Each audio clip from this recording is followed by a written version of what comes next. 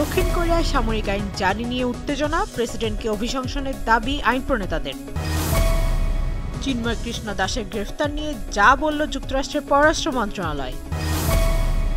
রুশ president Vladimir Putin নিয়ন্ত্রিত উড়োজাহাজে ইউক্রেনীয় শিশুদের স্থানান্তর করা হয়েছে, গবেষণায় দাবি।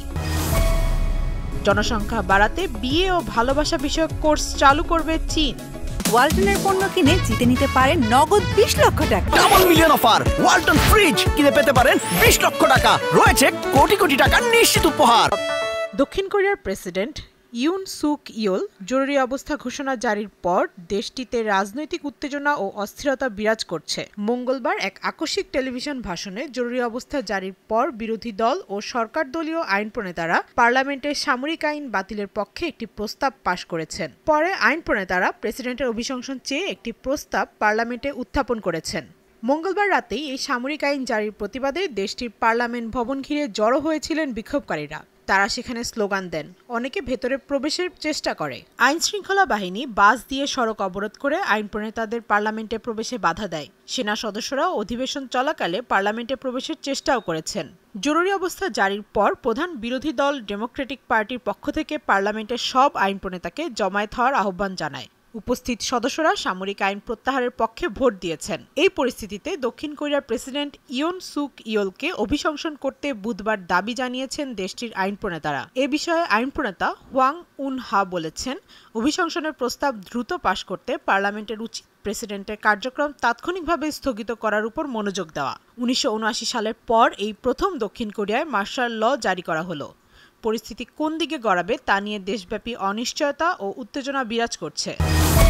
বাংলাদেশের সম্মিলিত সনাতনী জাগরণ জোটের মুখপাত্র চিন্ময় কৃষ্ণ দাসের গ্রেফতার নিয়ে যুক্তরাষ্ট্রের পররাষ্ট্র মন্ত্রণালয়ের নিয়মিত প্রেস ব্রিফিংয়ে আলোচনা হয়েছে। যুক্তরাষ্ট্রের স্থানীয় সময় মঙ্গলবার অনুষ্ঠিত প্রেস ব্রিফিংয়ে এক পর্যায়ে বাংলাদেশের সংখ্যালঘু হিন্দু সম্প্রদায়ের উপর কথিত সহিংসতার প্রসঙ্গ উঠে আসে। বেদান্ত পেটেল বলেন, চিন্ময় কৃষ্ণ দাস মামলার সুনির্দিষ্ট তথ্য তাদের কাছে নেই, তবে প্রতিটি ক্ষেত্রে মানবাধিকার ও ন্যায় বিচার নিশ্চিত করার উপর মার্কিন প্রশাসন বরাবরই জোর দিয়ে আসছে।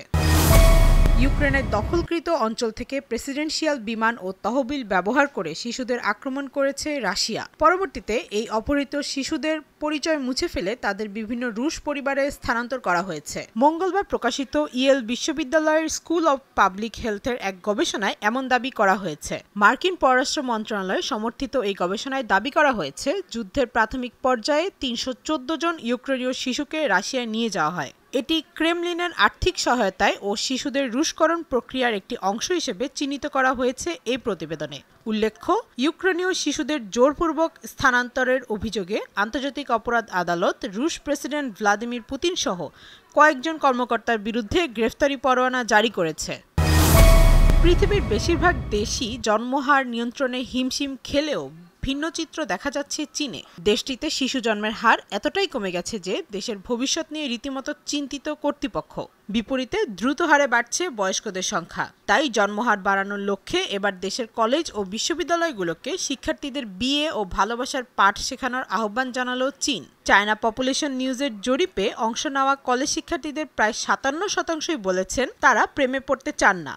এর প্রধান কারণ, তারা জানেন না একসঙ্গে কিভাবে পড়াশোনা ও ভালোবাসার মধ্যে ভারসাম্য বজায় রাখা যাবে। কলেজ ও স্নাতক শিক্ষার্থীদের কেস বিশ্লেষণ, ঘনিষ্ঠ সম্পর্ক বজায় রাখা ও নারী পুরুষের মধ্যকার যোগাযোগের উপর গ্রুপ আলোচনার মাধ্যমে এ বিষয়ে পাঠদান করা হতে পারে। কোর্সগুলো তাদের বিবাহ ও ভালোবাসাকে সঠিকভাবে বুঝতে ও এই সম্পর্ক পরিচালনা করার ক্ষমতা উন্নত করতে সাহায্য করবে বলে প্রতিবেদনে উল্লেখ করা হয়েছে।